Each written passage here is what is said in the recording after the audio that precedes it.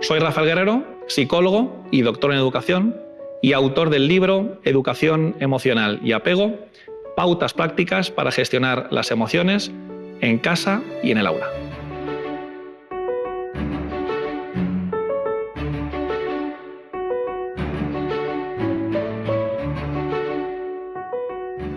La empatía es uno de los conceptos, una de las variables que necesitamos enseñar a nuestros hijos, ¿no?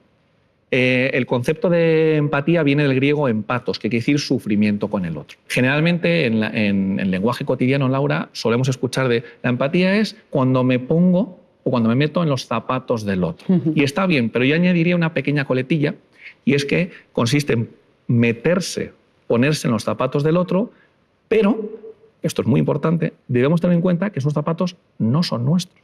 Es decir, entiendo cómo te sientes, pero yo no estoy viviendo esa situación. Entiendo tus emociones, pero no es mi situación.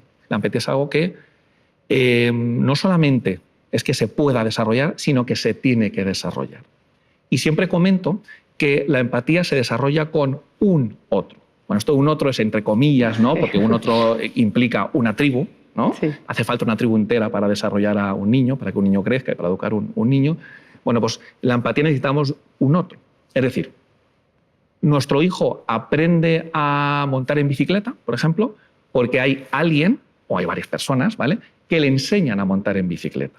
Nuestro hijo aprende a escribir porque hay alguien, su profesora, su madre, su padre, hay alguien que le enseña a escribir. Con la empatía pasa exactamente lo mismo. Y luego podríamos encontrar dentro de lo que es la empatía como tres niveles, ¿no? Como tres tipos de empatía.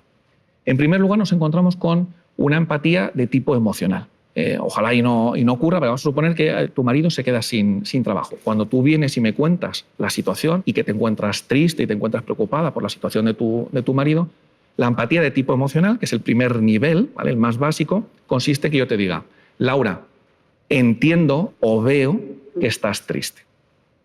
Un segundo nivel que implica un poquito más de complejidad, y ahí añadiría a lo que comentábamos antes de la empatía emocional aspectos más de pensamientos, aspectos más de razonamiento. Y aquí te podría decir: Laura, entiendo, veo que estás triste porque han echado del trabajo a tu marido.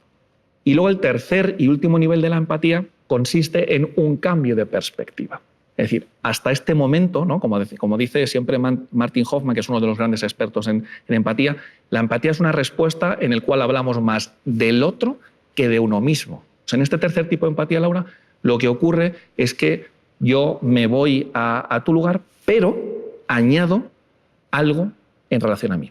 Es decir, veo, Laura, que estás triste porque han echado a tu marido del trabajo, yo en tu lugar me sentiría exactamente igual.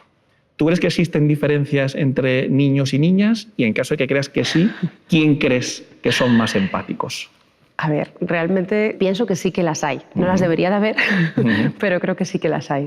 Que las niñas tienen mayor empatía, ¿no?, que los varones. Pues estás en lo cierto, ¿no? Además, esto no solamente es una sensación o algo que percibamos en el día a día con nuestros hijos, con nuestros alumnos, ¿no?, sino que es algo que está demostrado científicamente, ¿no? Fíjate, en el año 2007, un estudio de un experimentador que se llama Bricendin en la Universidad de California realiza un estudio donde compara niños y niñas, ¿vale?, pequeños, y ve que las niñas aguantan más la mirada y miran más los aspectos faciales que los niños, lo cual les da más información de contenido emocional y lo cual les hace ser mucho más empáticas. Podemos decir que más o menos en torno a los 4 o 5 años ya podríamos concluir que existe una empatía de una manera ya madura, ¿no? ¿Por qué en torno a los 4 o 5 años? Porque a partir de esa edad es cuando ya se desarrolla otro aspecto muy relacionado con la empatía, que es la teoría de la mente. La teoría de la mente es la capacidad que tenemos para ponernos en el lugar del otro y no solamente entender las emociones que está experimentando el otro, sino para saber qué ideas, qué pensamientos y qué expectativas tiene el otro, ¿no? ¿Cómo podemos hacer que nuestros hijos sean sensibles, sean empáticos? Bueno, pues igual que decimos que para conseguir que un niño aprenda a nadar, necesitamos enseñarle a nadar, es decir, ejercer de modelos y luego que él vaya aprendiendo poco a poco en este caso, esta conducta motriz. En el caso de la empatía, decimos exactamente lo mismo. Decía la Madre Teresa de Calcuta: no os preocupéis por lo que les decís a vuestros hijos, preocuparos de lo que hacéis.